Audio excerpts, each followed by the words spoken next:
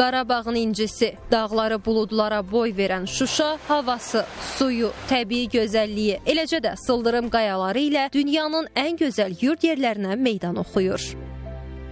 Şuşa tikilir, qurulur, sözün əsl mənasında yenidən var olmağa başlayır. Artıq Azərbaycanın çox əsrlik zəngin mədəniyyətinin, memarlıq və şəhərsalma sənətinin parlaq incisi kimi beynəlxalq aləmdə tanınır. Bu incilərdən biri də Mehmandarovların Malikanə kompleksidir. Malikanəni Mehmandarov nəslinin nümayəndələri 18-ci əsrdə inşa ediblər. Kompleks 4 tikilidən ibarət olub. Böyük yaşayış evi, kiçik yaşayış evi, məhəllə məscidi və girişdəki bulaq. Böyük yaşayış evi təəssüflər olsun ki, işğal dövründə ermənilər tərəfindən tamamilə dağıdılmışdır. Kiçik yaşayış evi isə Sovet dövründə Azərbaycan Milli Xalça Muzeyinin Şuşa filialı kimi fəaliyyət göstərmişdir. Tikilinin memarı Kərbəlayı Səfxan Qarabağı olmuşdur.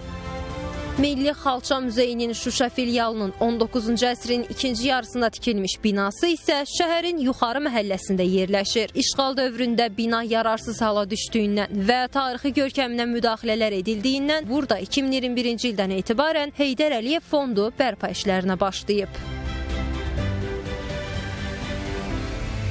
Hazırda 7 kolleksiyanı özündə birləşdirən Azərbaycan Milli Xalça Muzeyində 10 mindən artıq eksponat qoyulub saxlanılmaqdadır. 19 may 1987-ci il tarixindən etibarən isə Şuşa şəhərinə yerləşən 19-cu əsrin tarixi memarlıq abidəsi olan Mehmandarovların malikanəsində Qarabağ xalçaçılıq sənətinin ənənələrinin öyrənilməsi, qorunması və yaşadılması məqsədi ilə Azərbaycan Milli Xalça Muzeyinin Şuşa filialı fəaliyyətə başlamışdır. Şəhərin yenidən qurulması yerli sakinləri daha çox sevindirir. Geri qayıdan şəhər sakinlərinin evlə təmin olunması ilə yanaşı, onların məşğulluğunun artırılması da diqqət mərkəzindədir. Natiq Qurbanovun Şuşa şəhərindən çıxanda 25 yaşı olub. 35 illik sürücü təcrübəsi olan müsahibimiz doğma yurdunda yenidən sükan arxasına keçməyin sevincini yaşayır. Şuşada yaşayanda da Mədəni Maarif Pedaqoji Texnikumunda sürücü işləyirdim, orada yəni avtobus sürürdüm. Burada da tələbələr daşıyırdım.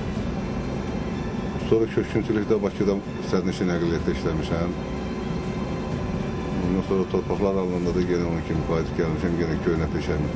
Kamil Zeynalovun isə 20 yaşı var. Şəhərin işğal tarixindən balaca olduğunu deyən gənc özünü məşğulluq proqramı çərçivəsində səyyar kofe avadanlığı ilə təmin olunub. Atası Babək isə arıçılıq təsərrüfatı yaradıb. Uşaqlıqdan öz biznesimi qurmaq arzum olub. Mən kofe sahəsini çox sevirəm. Dövlət Məşğulluq Agentliyi səyyar kofe evləri mənim üçün bir böyük imkan yaratdı. Çox əla, yəni vətən torpağı. Bəli, şəhərə qayıdanların hamısı uşağından böyüyünə bu tarixi anlara şahidlik etdikləri üçün çox qürurludular. Hazırda Azərbaycan Milli Xalça Muzeyinin Şuşa filialında elmişdi kimi fəaliyyət göstərir. Bir yaş neçə aylıq olmuşam Şuşadan çıxarkən. Sadəcə olaraq doğru zamanda, doğru yerdə Şuşanın özündə olmaq bir qürur verir bizim üçün ki, Şuşada yaşayırıq, qürurlanırıq.